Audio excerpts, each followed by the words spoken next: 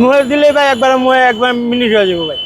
এই তো ভাই রেশমি জিলাপি বানাচ্ছি ভাই। ভাই প্রতিদিন ভাই 15 থেকে 20 কেজি শেষ হয় ভাই আমাদের। প্রতিদিন ভাই 20 কেজির থেকে ভাই 15 থেকে 20 কেজি ভাই শেষ করি পার ডে। জিলাপি বানাইতে উড়াইতেই মাল শেষ হয়ে যায়। আমাদের কাছে কাস্টমারের জন্য আমরা ওয়েট করা যায় না।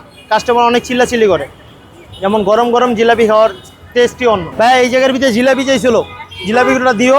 আমাদের যে জিলাপি ভাইয়া এখানে ভাইয়া মিরপুর পুরো চ্যালেঞ্জ। কি লেগে আমরা যে কম দামে দিচ্ছি অন্য জায়গায় কোনো জায়গায় পাবেন না ভাইয়া। এটা আমি গ্যারান্টি দিয়ে বলতে পারবো ভাই। কি লেগে ভাই মার্কেটে চলতেছে 380 টাকা কেজি, আর আমি এখানে দিতেছি 280 টাকা কেজি।